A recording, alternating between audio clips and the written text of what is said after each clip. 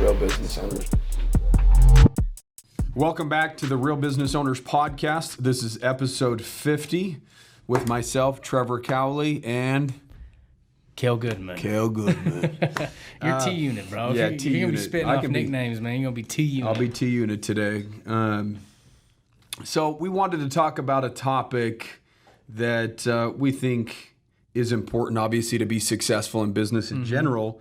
And it's kind of a hybrid topic, right? You know, where you shouldn't have one without the other. So what we wanted to talk about today is you know, sales and marketing, right? Yeah. Well, we were talking a little bit right before we jumped in because we're like, what should we talk about today? Yeah. And it's like, you know, right now, you know, we're going through this whole pandemic thing, and man, it's like I feel like people are, you know, especially if you're in sales. Yeah. You know, like you're having a little bit harder time. You know, I know from talking to our sales representatives, and I know that I still am in a sales role as far as getting more business out there from affiliates, and they have sales companies. And so everybody's kind of, you know, saying the same things like, man, customers just aren't the same. They're not reacting the same. People are fearful. And so in all reality, like this is a time where if you're a sales professional or a business owner, which I don't really feel like you have a business without sales at some level, right? Yeah. You know, like this is where it's time to dig deep. This is where it's time to, you know, be tested, get, like we talked about, go into some unfamiliar territory, try new things. You know, like you are going to be tested right now as a sales professional. If you had great numbers before all this and now your numbers are suffering, this is where you're going to find out if you're really good or not. Because everybody's numbers were good when everything was good. Like you just go sit on a car lot 6 months ago and sell cars like, you know, like nothing, right? Like, I mean, the reality is customers are spending money like crazy. Yeah, I mean, it's easy to make money when the market's up, and I think that some salespeople or professionals, they take their foot off the gas when things are low, and they're just waiting for the high again rather than doubling down. And I think what makes it difficult is when you've created a specific work ethic that you currently have, and you're used to making X amount of money with that work ethic, and then you now have to work harder to make that same amount of money, or maybe even a little bit less than what you were used to making when the market was better or when leads were flowing in far more than they are now, right? Yeah. And so it's difficult to be motivated when it looks like things are going down. So again, this is where the average or the normal type sales rep is going to pull off the gas a little bit. They're not going to double down. They're going to start projecting their bias on the situation. People aren't buying right now, or this, that, the other. That's not true 100% across the board. Now, maybe there's less buyers right now, which ultimately means if you had to call 100 people and you normally got 20 sales, you may have to call 200 people now to get those same 20 sales. Exactly, dude. Right? I love what you said about the work ethic thing. It's kind of like what we tried to talk about. That's the point I was actually trying to make 2 weeks ago in our sales meeting. I didn't like the way it came out, actually. I remember thinking about it after a sales meeting. I'm like, man, I could not get that out the way I wanted to. Dude, some days it flows good. I know, dude, right? I mean, that's just the way it is, dude. But that's what I was trying to say, man. Is like we've had all these years of like good times, and then when shit got hard, all the hard work before it was good is what was just carrying us, or me anyway. And then it was like, oh man, my work ethic's not the same anymore, and now like I'm not conditioned to dig deeper, so you have to kind of recondition. So the good news is if you are a really good sales professional or salesperson, and you are willing to dig deep in times like this, it is going to weed out a lot of those half-assers. Absolutely. Because I mean, think about it. When the market's good, everybody wants to be a real estate agent. Everybody wants to be a mortgage broker, right? Oh yeah, so like the real estate schools were killing it. Yeah, you know, when the market's up, it's full, right? Yeah. But nobody wants to go into real estate when it's a down market, right? Or a lot of people on a down market quit real estate and they say, I need to go do something else. And the ones that actually stuck it out over that period of time from 08 to 2012 or 13 or whatever, that 4 or 5 year sacrifice period, those are the ones that were making a lot of money from, 2013 to 2019 or whatever it was, right? Because they stuck it out and they were able to build, another level of callous throughout those difficult times, right? Another level of work ethic, Right. so to speak. So if your new normal is to have to dig deeper and dial 200 people instead of 100 people to get the same amount of sales, imagine when the market comes back up and you're calloused to dial two. That's what you're now. That's your new normal. It is, man. That's your new work ethic. Now you're used to dialing 200 people. And if your close ratio goes from 10% to 20% because the market's better, now you're making twice the money that you used to make based upon the difficult time that you had to go through to build a different level of work ethic in order to survive. Yeah. Right? And really, that's what it comes down to. Are you really doubling down and saying, shit, I have to do twice the amount of work for the same amount of pay? And that happens sometimes. Yeah. Right? Sometimes entrepreneurs do twice the amount of work as most people and don't get paid anything. Yep. Right? But that's in hopes at one point that they will get paid far more than everybody else. And if you can, again, build that callus or that discipline in the low periods, then that's going to set you up to be in a very good position when it's a high period. You're going to be dominating whatever industry it is that you're in, right? Yeah. It's true, dude. You know what? I've had thoughts about this actually, where I'm like, I feel like I could do more, and I feel like I'm not working that hard. But I'm like, my half-assing must be way harder work than like other people. You've had those thoughts too? Because I'm just like, dude, why is shit so like?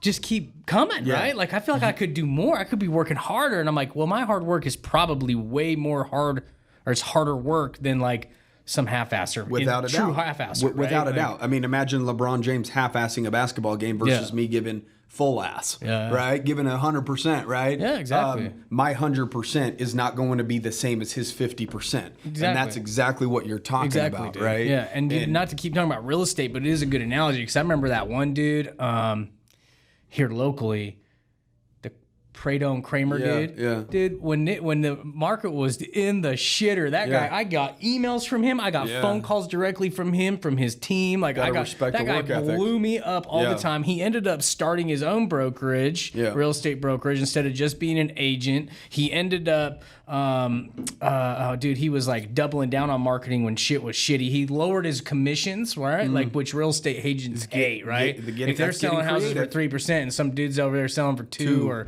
cutting a full point off, whatever. But he's like, whatever, I'm doing what I got to do to survive, and I'm working my ass off. When the market came back, that guy was dominant. He made millions, dude. Yeah.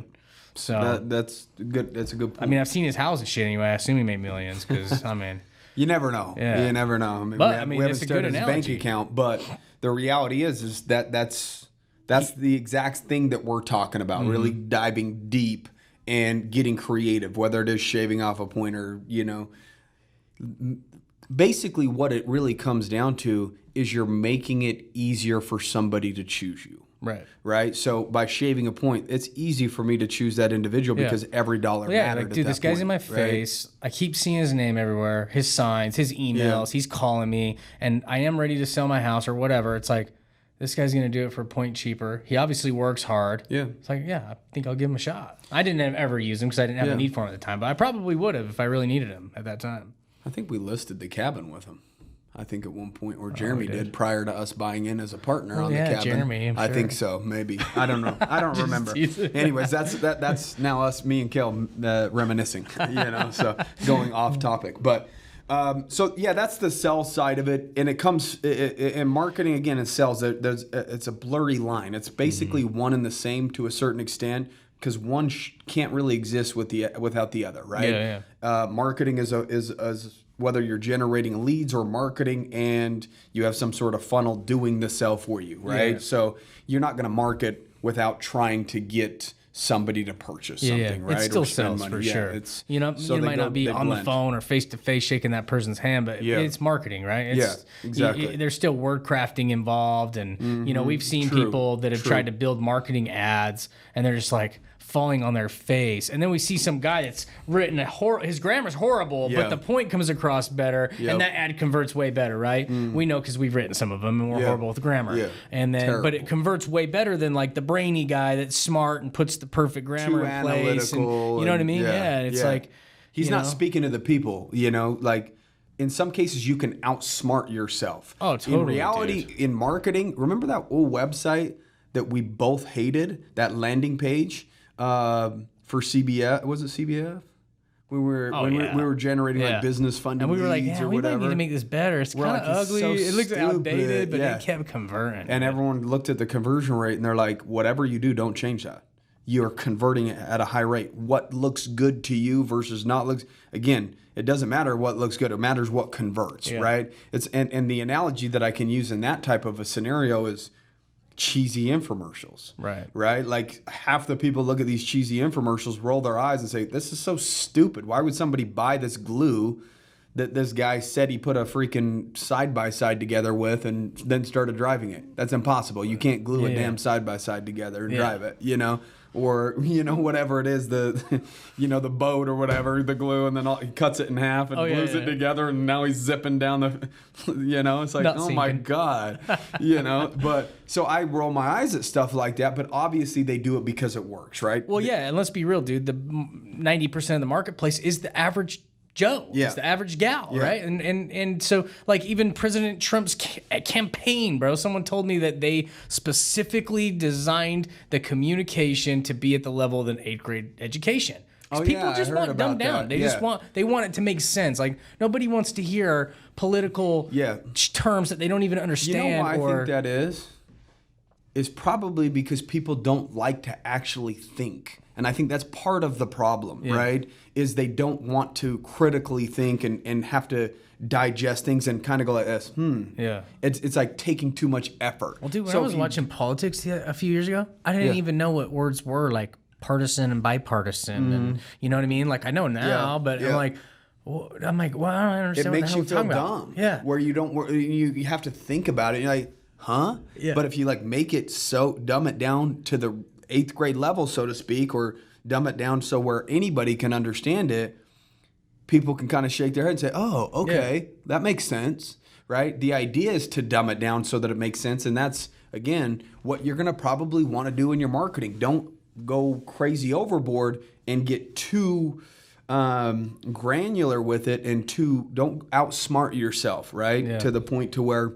Well, and even as you do gain knowledge over the years and you become smarter as a business owner, as an entrepreneur, because, dude, let's be real, bro. Like, we're a couple kids, barely got through high school. I went and got a GED. I didn't even graduate. I think you did the same thing, right? You didn't walk with your class. I got my diploma like 6 months after. Yeah, so I mean, like a couple guys like us, we just like got good at sales. We kept it. That's why we kept it, obviously to the marketplace. Like people want to understand their salesperson, and then as we've become more educated as business owners, we have the ability to be like, oh, let's write this ad to our demographic, our marketplace, which is 90% the average person, people, right? We don't want to sound so smart. And I don't think we're so smart, but we have been more educated now. Yeah, we've gotten more educated, but we still will write our ads or do our sales calls or do whatever to our marketplace, our demographic. The idea is to dumb it down, right? There's that saying, KISS, keep it simple, stupid, right? To where you're targeting everybody, even the smart people, or dumb people. Again, as long as it's dumbed down to this person, everybody can understand it then. Right. If you're only targeting smart people, right, and because you're overly doing your ads or whatever it is, right, in terms of your marketing message, then you're narrowing down your target market to people who are only smart enough to understand the way that you word craft that ad or what you're saying with inside of that ad. I mean, we know some smart people, and sometimes we're around smart people and they're like talking, they use large words and all this stuff. And I'm just kind of like, damn, you're smart. Like I feel dumb around you, which is never a good feeling to have. Well, we sell a shit ton of tax and accounting services, bro. And how much do we talk about tax code? You don't have to. How often do we talk about specifics and tax law? That's true. How many times have we busted out the tax code book and been like, well, section 40, you know what I mean? Like, we don't have to. We don't have to. You have to break it down. We feel the need that they are seeking, and then we let our professionals that are educated in those areas do the work. Exactly. So when it comes down to, again, sales and marketing, one thing that you guys need to understand is, what are the customer's pain points, right? That's kind of sales 101, right? And when you're a salesperson, and again, it sounds kind of sleazy to say pain points and this, but that's just the truth of the matter, right? Like if we're selling credit repair, what's their pain point? What can I do to earn that individual's business? Do they want to buy a home? Do they want to buy a car? So the idea is initially in the very beginning of a phone call is you're probing for information, right? So, Kale, why did you visit our website? Are you looking to buy a home? You looking to get in a car, credit card, or you just want to have good credit? What's the deal, right? And then that individual will start telling you their why, right? And so what this does is it now gives you ammunition. You understand the reason behind the initial inquiry of what they were, messaging you for as the business owner, right? Well, yeah, dude. I mean, I get that you don't want to pounce on people's pain, but there really is no sales without solving some sort of problem that is a solution for somebody that is, a hindrance in their life. And let's be real. I believe as a salesperson, if you believe in the product or service that you're selling, you're doing them a disservice by not trying to push them to the right decision. And the right decision, if you believe in exactly what you're selling, is for them to pull the trigger and move forward with you rather than somebody else, because if you believe in your product that much or your service that much or whatever it is, it's your duty, it's your obligation to get them to see things from your perspective. Using analogies, dumbing things down to help them understand things, not overwhelming them with information. Finding their pain points and helping them get excited about the potential if they did move forward and took advantage of that product or service, right? Totally. Those are the best testimonials, man. Those are the best sales professionals and marketers, is when they help that customer understand that they do have your product has a solution to a problem they didn't even know that they had. Right. And so, we've seen a lot of testimonials in our company of people who are like, dude, I didn't even know I needed this, that, and the other to lower my tax liability. And, I'm so glad that your sales agent helped me understand that. And holy cow, I saved $18,000 on my taxes this year. And that's where, that's really where you need to start digging deep right now as a sales professional. Things are harder. You're going to have to kind of help people understand some issues they might not even know that they fully have, depending on what you're selling. And secondly, to add to that, we're in uncertain times. So as a sales rep, what should you do? Help them understand that it's not going to be like this forever. Create some form of certainty for them. They're a human being. If 90 or 95% of people are average individuals, that means that they kind of go with the flow. And right now, the flow is uncertainty. A lot of people are living in fear and they're in scared mode, right?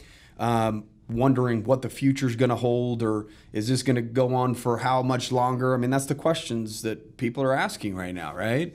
And so as a sales representative, that's probably one of the first things that you should be addressing, whatever it is that you're selling, if that's a concern. Look, we are in the middle of uncertain times. The cool thing is this product or service is going to put you in a situation where X is going to happen, right? Let's say, for instance, credit repair.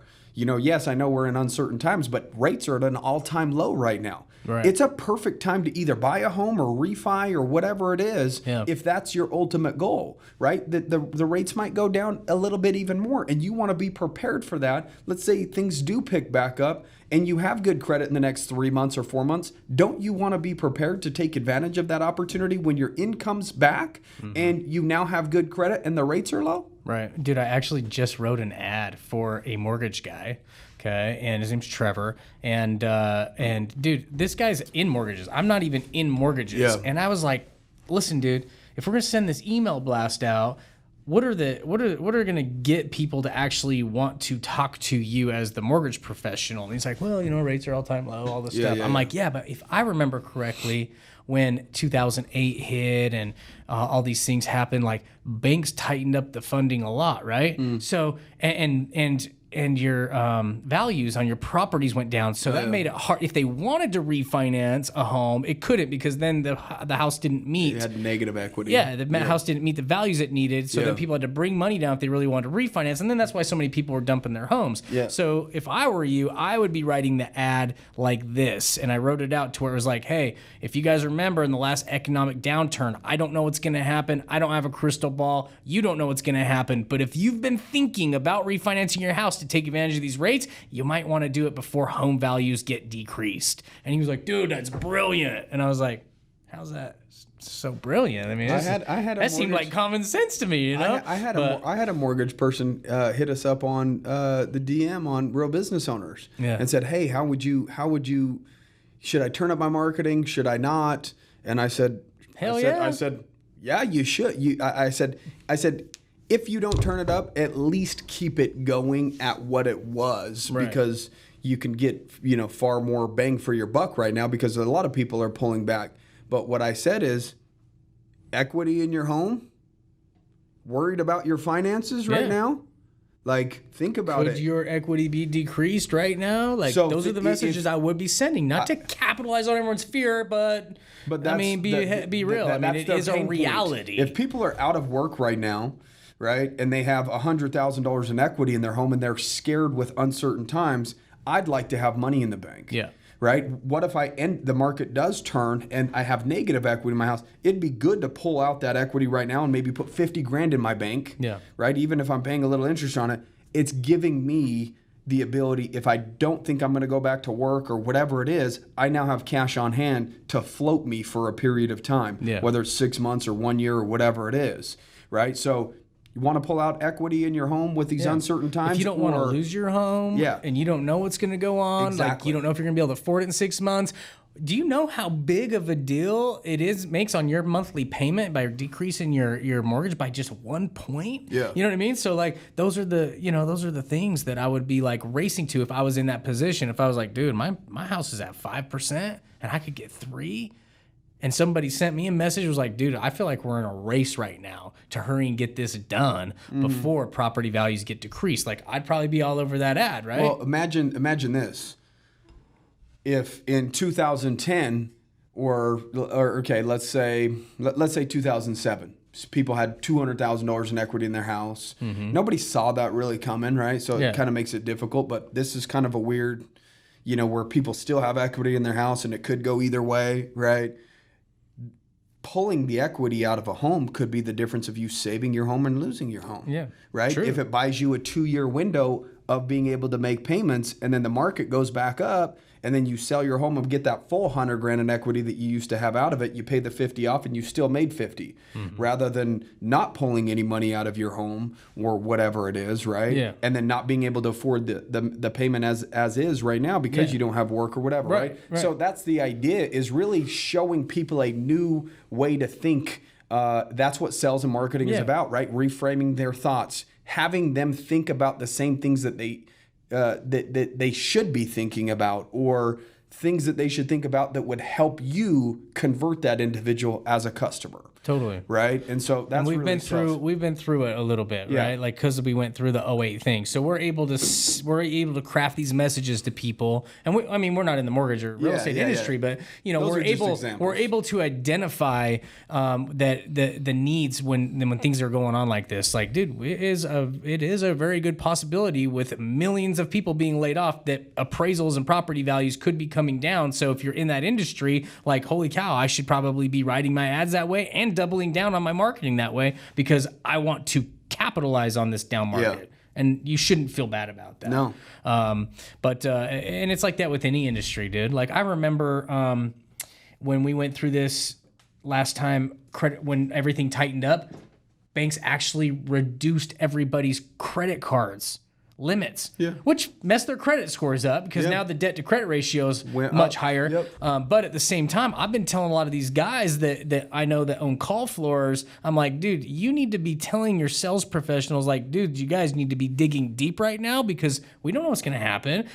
American Express took my $10,000 credit card limit down to a $4,000. Guess how much I owed on it? $4,000. Yeah. Right? And so if you're in a call room, for example, and everyone's credit cards get decreased like they did in 2009, like, you're going to have a harder time making sales, because people buy on credit all the time. Right? And so you should be working like you're in a race right now, and you should be being smart with your money, stashing it up. But yeah, I've been sending that message to a lot of guys with call rooms. I've been sending that to guys, our sales agents, like, dude, I feel like we're in a race right now. Yeah. Right now is the time to be working and doubling down on your work ethic. Exactly.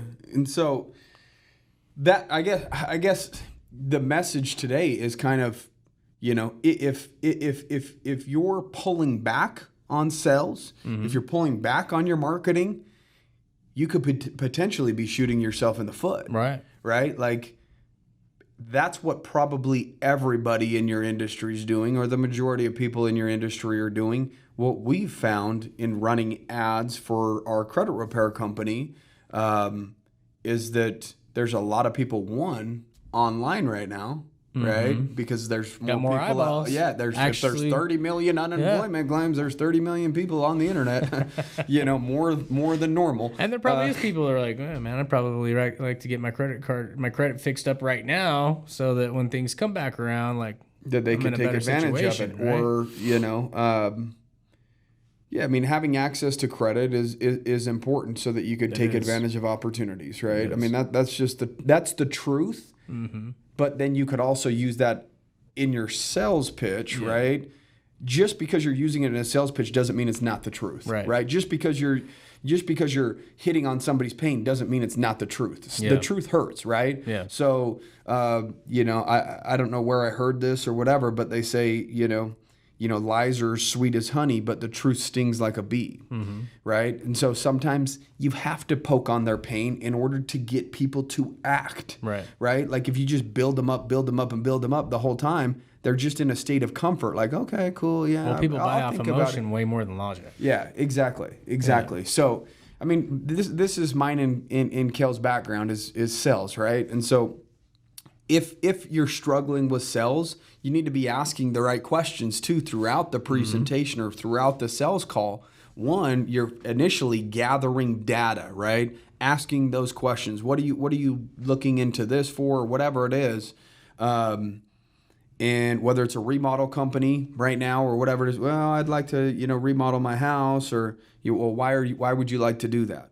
Right. Ask one deeper question. They'd like to remodel.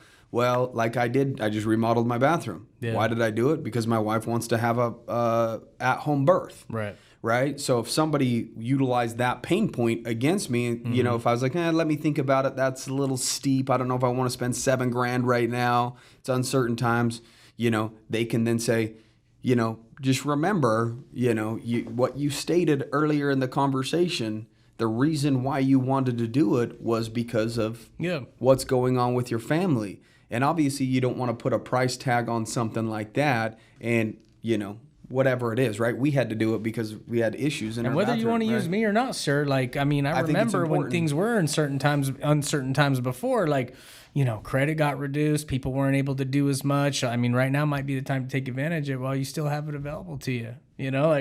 There's a lot of different pain points you could take it to create that urgency. I mean, that's not for you, but it could be for a lot of people. How much have you got done thinking about it? Yeah. Like we used to use that line all the time, right? Thinking about it's the cousin to procrastination, and procrastination is the uncle of not getting anything done, right? Or whatever it is, right? So they're very closely related, right? So we would use all these little cool, fun, lines when we were trying to make sales. But again, it's all true, though. It is. The reality is thinking about it doesn't get anything done. Really the issue in the world today is most people aren't taking action. As a sales representative, it is your duty and it is your job to help people overcome that hurdle of where they're at versus taking action. Because most people are procrastinators. They put things off. They want to think about it. In reality, they don't want to think about anything. Secondly, if somebody says they need to think about it, you need to ask why they need to think about it. Right. So is this for sure something that you see value in? Right. And they say yes. Okay. So what are we thinking about then? What's holding you back from, taking that next step and moving forward today?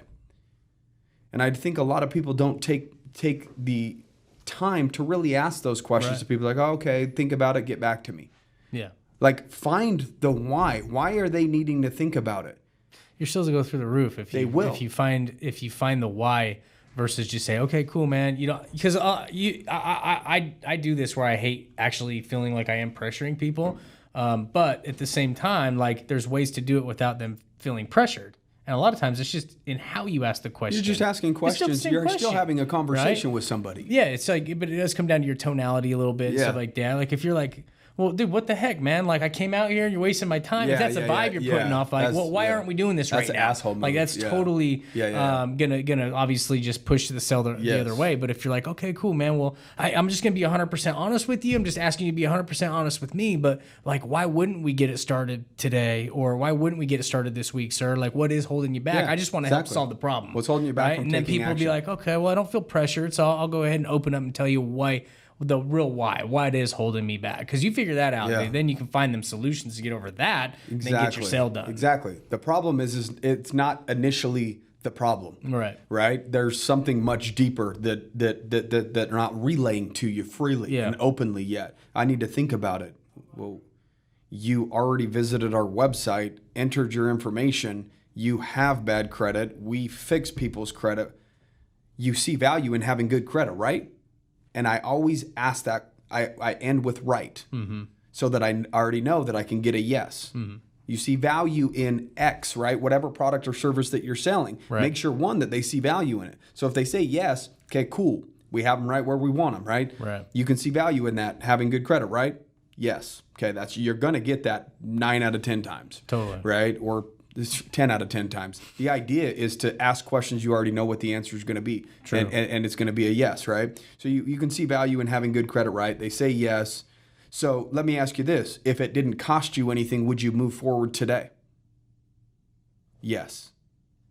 So now what's the issue? You already found out what the issue is. It's a money issue. Which it is most of the time. Most of the time, right? It's not a think about it. It's, well, what do you need to think about? Whether I want to spend that type of money, whether I want to make that type of commitment. But at least now you and the prospect or potential customer are on the exact same page. You both know what the issue is.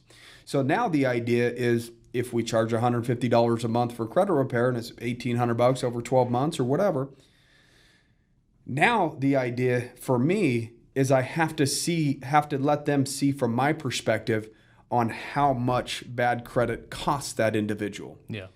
So that I can reframe their mind to where they don't look at it as a cost. It's now an investment. They're actually spending that money to ultimately save money, right? And so now they told me that it's a money issue, but if I can reframe it to say, but you're going to save thousands of dollars. Now it's no longer a money issue because they would be saving money. Now it's a dumb thing not to move forward. Now you're creating some urgency too. Like, dude, the sooner you get this taken care of, the sooner you can start saving this money in these areas. Yeah, bad credit costs you money every single day, sir. On average, did you know that people between their rent, between their car insurance, between their, whatever it is, right? It costs on average $450 a month to have bad credit. Now, if you know your landlord has to profit a little bit off that rent, right? So you're paying $1,500 a month. They're probably paying $1,100. So you're overpaying for that home by $400 a month. Did you know you're overpaying on your car insurance by $100 a month? So now I can start really breaking down numbers and show them that they're actually saving money by moving forward with me. But I have to find out the why. And if it's the money issue, I have to reframe their thoughts. Because again, the average person looks at money going out as an expense, not an investment, not an investment, but that's just the way that they think, right? And so it's even the same thing with accounting, like even a tax plan. If we sell somebody a $2,000 tax plan, the initial thought is they're cutting a check or they're spending $2,000, right? They're not looking at the probability of saving $10,000 or $20,000 on taxes.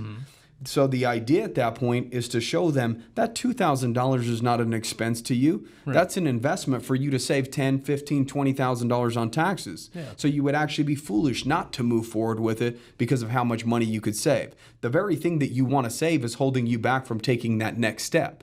And that's the issue, sir. So if I can show you or give you some sort of reassurance that this is the right decision, is it something that you would be willing to move forward with today? And then a lot of times if it is the money too, like, well, if I could show you how this could fit into your budget and save you money in these areas, something you move forward with today? Because a lot of products nowadays, man. I mean, they got all the financing options and all that kind of stuff. And so if people, you break it down to them like, look, it's really only going to be an extra $30 a month if you do it this way or whatever, right? Something that you can afford, but it's going to save you in all these areas. Well, then you got a lot of power with that as well, depending on what your product is. I mean, I think that's what people want. Exactly. Yeah. But I think when people give a sales representative or an individual, an owner of a company, whatever, because sometimes the owner of a company is wearing many hats. They're doing the sales, the marketing, they're doing the jobs or whatever, right? Fulfilling. What you guys need to understand is when a potential customer says, I need to think about it, and you let them off the phone or you walk away from the sale or whatever it is, you've got to understand they're only going to think about one thing. They're not going to think about the value that you're bringing them. They're only going to think about the money that's leaving their bank account. Totally. And so now again, all they're thinking about is what they have to give. They're not thinking about what they could potentially get or receive once they give that. Mm-hmm. And so that becomes the disconnect. And then you let somebody think about it for a day or two and you do a follow-up. Your probability of closing that deal is very, very low now, because you can't tell me that somebody says, I'm going to think about it, and they're like, man, I can benefit this way, this way, this way, this way. They're not going to look at all the pros. Right. Let's be real. Let's be honest here. Your brain, by default, is set to find negatives in scenarios, and that's a survival mode back from caveman, right? Your vision, man, is there a T-Rex over here or a saber-toothed tiger? Your brain is basically scanning for the cons in the scenario, not the pros in the scenario, right? And so by default, it's human nature for especially a very average individual. And again, I hate saying average like it's a negative thing. I mean, it is, but because average means that you're just getting by and you're really not really living the life that you want to live. But the average individual just thinks different than somebody that's a little bit elevated. The reason why the individual is elevated is because of the way they think.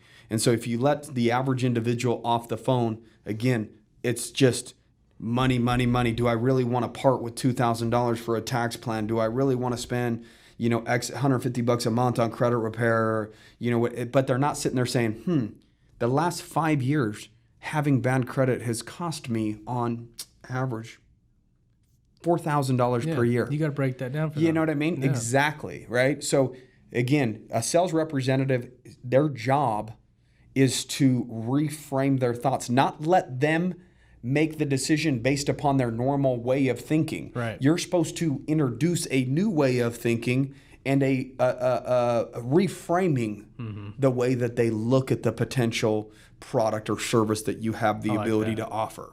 Right? That's really sales 101, is helping them see it from your perspective. Because if they continue to see it from their perspective, they've already put it off for so long. I like that. I like the way you worded that a lot. So, thank you. I felt like I was in a little flow state for a second. How much do you, because I've done this a lot, and it can be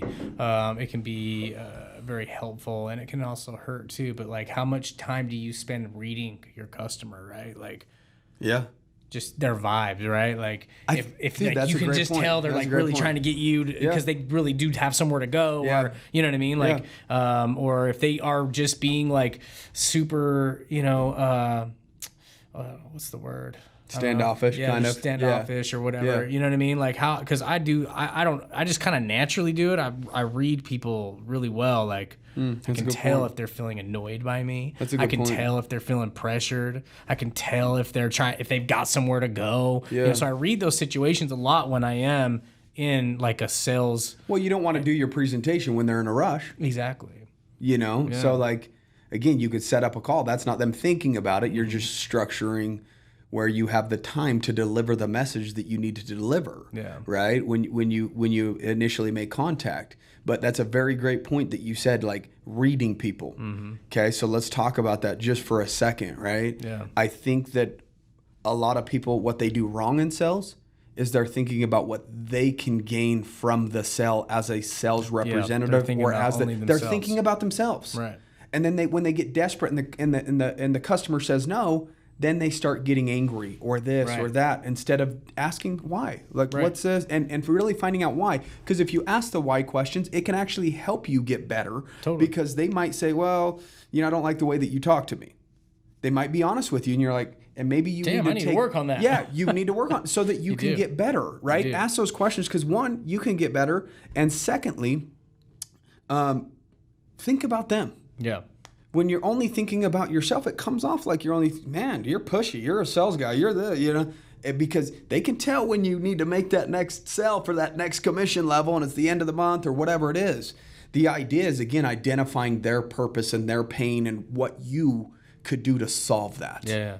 Right? And so focus your attention on them and not and then they won't be in such yourself. A hurry to get the hell out of there. Exactly, too, because you're inquisitive. You're asking about them and their situation and their, and building rapport, right? And, people like people will. Dude, I had this guy tell me actually one time. Who was it? Maybe you were there. What's the first thing that people look at when they look at a group picture? Say you're in a picture with 50 other people. What's the first thing that you look at on that picture once it's printed out and you're looking at it? You look at you. Yeah. You don't look at anybody else around you. You're like sitting there looking at you. Man, I look so stupid. I hate that picture.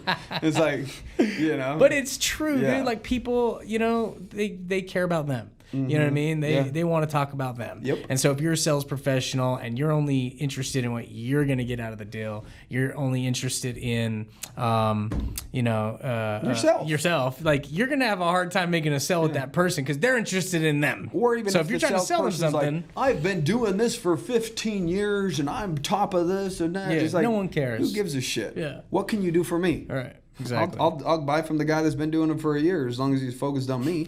I want to talk about me. I think there's that country song that says, let's talk, let's talk about me. Yeah, exactly. That's what people want. You know what I mean? They didn't call to hear your entire backstory, right? They didn't inquire about your product or service to understand everything about you. Now, there's two sides of that, and you got to be smart enough to realize when it's time to bring yourself into the scenario.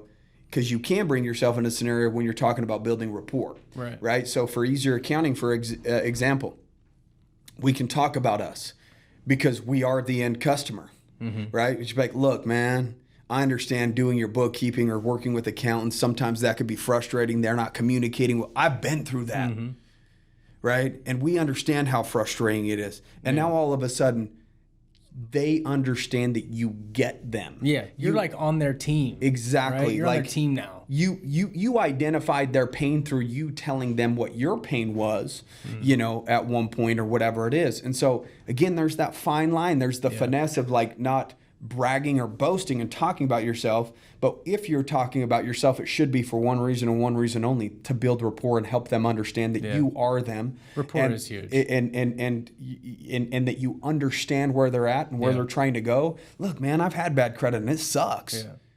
Or look, I've worked with accountants that, that really don't give you the time of day. Yeah. And it doesn't feel good. As an entrepreneur, we have a lot of stuff going on a day-to-day basis, and we want to focus on the money coming in and not have to sit there and stare at our books. Yeah. And it's just like, holy shit, and it works. It works on almost anything, dude. If you're selling, it's loans, not. If you're a loan officer, it's like, not a dude, lie I've been either. in a bad loan. It's not a lie either. I get it. Those were truthful scenarios. I've had bad credit. Yeah. We've had issues with account. Like, so it's not like I'm just making things up or we're making things up. It's just the truth. Being genuine actually helps? That does just a little. When you're putting interest into someone else. Somebody can tell whether you're trying to make that commish versus just being a genuine human being. And it's funny, a lot of people that just communicate with people and really want to solve their problems are usually ones that do the best. Yeah, and dude, it's like, we covered a lot of stuff, but it really is kind of the basics. People need to get back to the basics, right? Like, like solving the problem, like probing. Yeah. And then being genuine about trying to solve that problem for them. And overcoming the obstacles of getting your product, like talking about the money stuff, even though that's hard to do. And so I think we made a lot of good points. And then also what we started with, man, I think it's really important to go back to that. Like right now in uncertain times, like you need to be doubling down and building up your work ethic better. I mean, that's just really a big part of it right now, because those are the people that come out on top when these things blow over, man. It's the people that really worked hard. It's important, spend time with your families and double down on that stuff too. Yeah. But you need to be willing to try new things. You need to be willing to get uncomfortable, and you need to. When you say try new things, I just want to bring up a quick point because we're going to wrap up here. But trying new things in terms of marketing as well. Yeah, exactly. Right? Like, so you guys, we have several different companies, and you need to understand what works for one company didn't work for the other. Right. Right? So you've got to be open to trying new things and jumping around a little bit. Facebook ads kills it for a credit repair company. You know, on the accounting side of things, you know, we tried to do a lot of different ads. It's very expensive to create a lead in that industry, right? And so we focused more so on investing into groups and being a part of different groups and creating better relationships to where we can have referral partners. So, you know, we get business from their business and then they get a kickback and so on and so forth. So, but we had to try the ads and Facebook and Google and, you know, whatever, what we tried, the local chamber of commerce and this and that. And we, again, you put your lab coat on. Well, dude, and even just like test. even like reaching out to certain people, man, it's like it's nerve-wracking, right? Yeah. And it's uncomfortable. Like, dude, you know, like when we talked to Gary Vee and AJ Vaynerchuk, you know, you see them like they're like got this big status about them. So sometimes you're like, it's a little uncomfortable to put yourself out there, right? And talk to them. I mean, I remember when I talked to Stuman the first time, I was a little bit like, oh man, like, you know, this guy's got a big following. This guy's got a lot of people around him, you know, but you have to be willing to just push through and do it. You know? Feel a little insecure, right? Like, or a little, they're way above you at some certain level, but they are still just human, right? And so, even though it is uncomfortable, there's 100 things you could talk yourself out of, like, oh, I'm not going to talk to that guy. You know, he's way above me. He's at a different level. He's not going to talk to some peon like me or whatever. And so you just have to do it, man. Like if you have those opportunities, seize them. If you don't have those opportunities, create them. Like put yourself out there and just be willing. Just be willing to do it, you know? So I think you might fall flat on your face. Yeah, dude. Well, and if you do, you'll be better for the next time. If you didn't make money, you extracted a lesson. Yeah, that's for damn sure. And now you know at least what not to do, right? And that's going to put you in a situation where you're stronger because at least that option is removed off of the table. A lot of times they want something out of you too, man. Like we've joined these groups just to build our network, and look what that's turned into. And it took having some uncomfortable calls or meetings or whatever. And so, networking's huge too, man. But you do got to be willing to put yourself out there. Okay. Listen, people, we need you to, one, subscribe to the podcast. If you're not subscribed, you just hop in and out or whatever it is when we drop new episodes. I think if people subscribe, I think we get moved up or whatever, where organically people can find us. Secondly, when you leave a review, write a review, right? Not just do 5 stars or whatever it is, because we have a lot of, I think, 200 and something reviews, but then there's only so many people that are actually writing a review. They just do like a 5-star thing. Yeah, so show some love. Yeah, exactly, right? So, you know, take 2 minutes and actually write out a review for us. Tell us what value that we're bringing, whether it's more motivational stuff or real practical business stuff or maybe a little bit of both, right? Feedback is obviously a good thing for us as well because we want to make sure that we're giving you guys information that you can benefit from. And if it's more motivational stuff that we need to be doing, then cool. If it's more, do we need to dive more into sales and marketing type stuff or, you know, business 101 shit? Honestly, we could do 10 podcasts just on sales alone. You know what I mean? Every single area. Exactly. So I'm going to read a review, guys, and I'm hoping that the next one I read is yours. So make sure that you do that. Mr. Working for More is what the title is. So Miss Anderson 0402. Hey guys, I freaking love your podcast content you're putting out is the realest I've heard this far. Honestly, keep it up. I absolutely love it. I haven't started my business yet, but in time it'll come. I graduated college 2 years ago. I'm on my second home remodel. Haven't been planning our wedding with my future wife through it all, or have been planning my future. Okay, so he must have left it from his wife's account because it says Mrs., but they have been planning their wedding with the future wife. You've pushed me to do more. And when I finish this house, I'm going to go for it, start my own business. Keep the content coming. Awesome. Nice. So that... Maybe sexual orientation. What? Might be lesbian. MS? MS Anderson, right? 0402, right? So, oh, gotcha. I see what you're saying. So, whatever. I don't discriminate, bro. It's all good. Whether you're marrying a man or a woman or whatever, it doesn't bother me. That's your thing. So, anywho, we wish you guys, the best throughout this time. I know that, a lot of people are scared, nervous, all that stuff, but we're trying to do what we can to bring you guys information that we think will be valuable to you. So, keep your heads up, keep fighting the good fight, and all will be well. So take care. Yeah, take care.